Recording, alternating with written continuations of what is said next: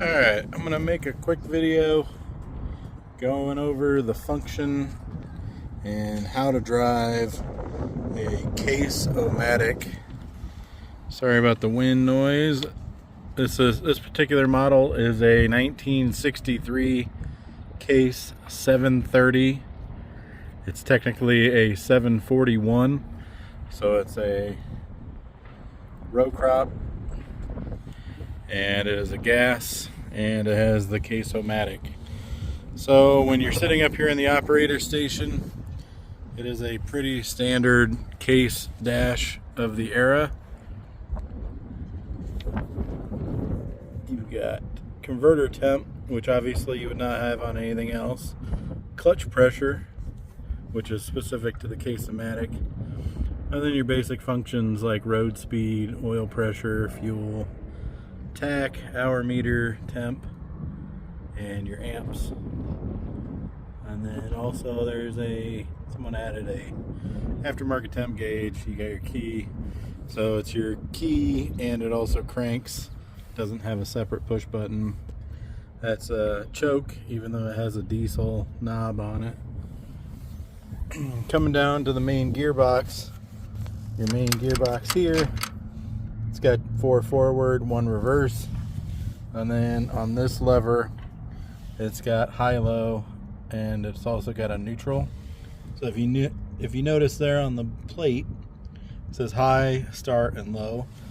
So you always start the tractor with this box in neutral at least. It doesn't really matter. I mean, if this is in neutral and that's in low, or vice versa, but as long as one of them is in neutral, should be good. Some of the other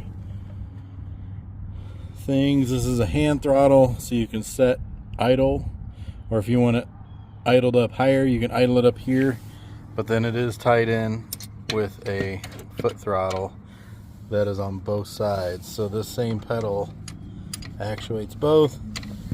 Your standard split brakes that you can tie together, and then this little guy over here, which actually acts on this box. Let's see if I push that pedal down.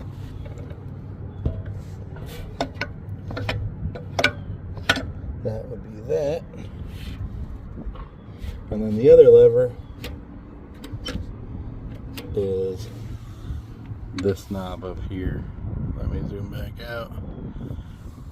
So this lever here, that all the way down is in Case-O-Matic, so the torque converter is operating, and if you want to lock it direct drive, so if you want to take the torque converter out of the equation and just lock it in whatever forward gear or reverse gear you're in, you pull that towards you. But if you're coming to a stop with it in direct, you will have to push that like it was a clutch.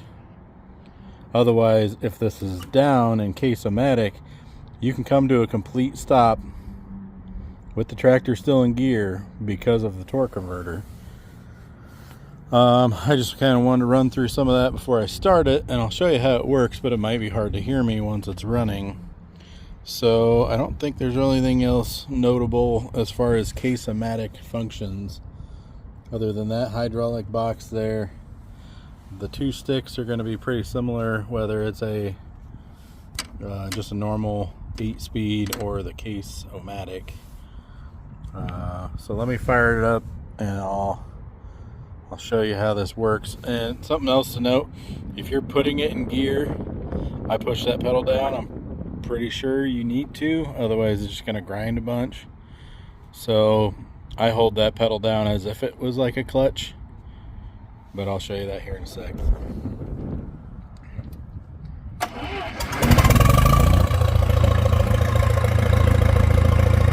Okay, push that pedal down, select high or low. I'm just going to put it in low.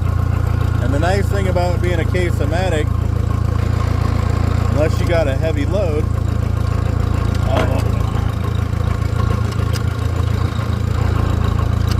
I guess it doesn't want to go into 4th now. There, now we're in 4th. It's usually not that hard, but okay. So if you let it out, it's going to act like a stick, and it's going to kind of walk away. but you can come to a stop and the tractor stays running.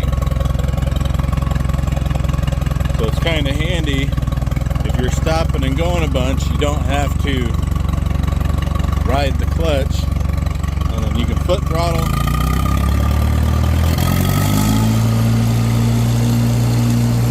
And then if I pull the direct drive, it'll bump up in speed a little bit, which is locking in that direct drive, taking the slop out of the torque converter. So like I said, if you're coming up to a stop, you either need to push that clutch pedal, I guess you'd call it, or put it back into Case-O-Matic.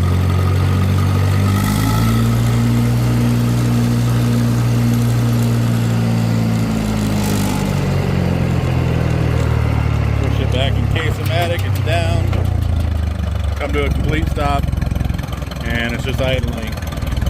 When you push this pedal down, the idle does come up a little bit just because you're taking the load off of it. I'm going to switch the box into high now, and I'm still in fourth. So this is obviously the road gear for the tractor.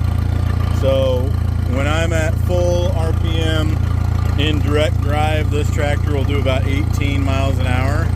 But the nice thing is I can do that from a stop. So I'm letting the pedal out, which loads the torque converter, but I didn't move because I'm holding the brake, and it'll walk forward like a normal automatic. Like if you put your car in drive and let your foot off the brake, it starts rolling forward. Same thing here.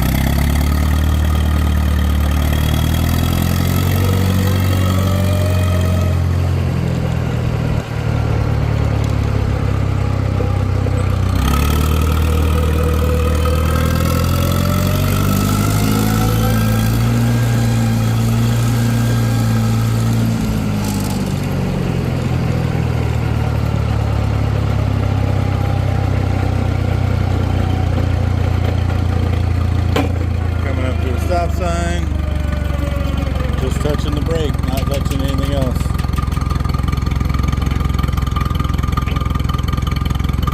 Creeps forward just like an automatic.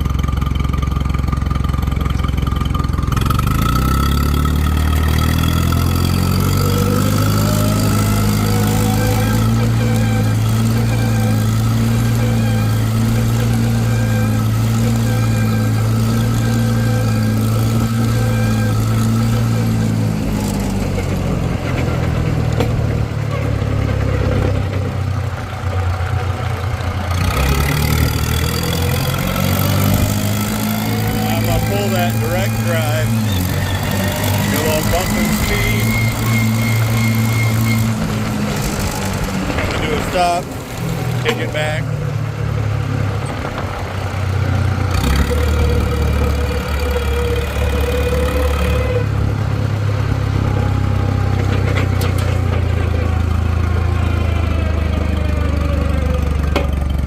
Come to a complete stop, no foot on the pedal. No hassle. So if you're pulling a cart or a trailer or anything, it's pretty convenient. Since it's a torque converter, you're not slipping a clutch all day long. It's actually a hydraulic torque converter. Now the one thing I don't know and haven't tried, I'm going to go to the low side here. I'm assuming if here stop, if I pull it to direct drive, it'll just kill the engine because it's trying to lock that torque converter together. I haven't tried it, but I guess I will just to see what'll happen. Yep. Okay, so that locks it together. So if I was moving and I had that pulled out and I tried coming to a complete stop, it's going to act just like a manual transmission. If you're coming to a stop without touching the clutch pedal, it's going to want to kill the engine. So that's one thing I hadn't really tried yet, but now I know. So like right now, that's in direct drive. If I try to stop, it's trying to kill the engine. Push that back down. Now it's just a torque converter. It'll stay running. super convenient, cool setup.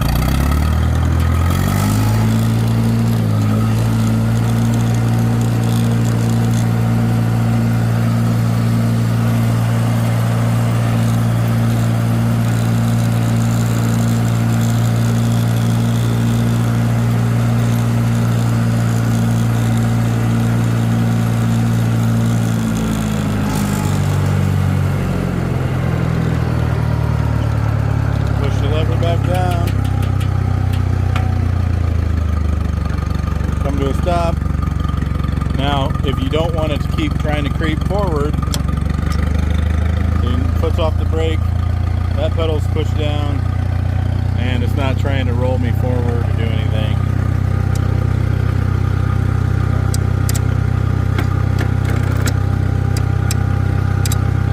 There we go. Now I'm in neutral.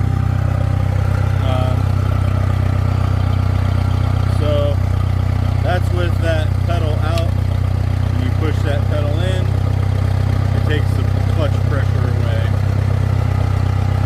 Pedal out, clutch pressure comes back up. So pretty neat setup. I use these tractors for pulling hay racks in the fall for just local events. And I haven't used this one yet. I plan on using it in a week, and I'm really curious to see how well this Case-O-Matic works. Obviously, I'm just gonna have that pretty much in Case-O-Matic the whole time. I'm not gonna really lock it in because I don't want to worry about I've got a couple other guys that help me drive them. I don't want them, I probably won't even explain what that does. I'll just tell them to leave it down so it's always working the torque converter, but that doesn't damage anything.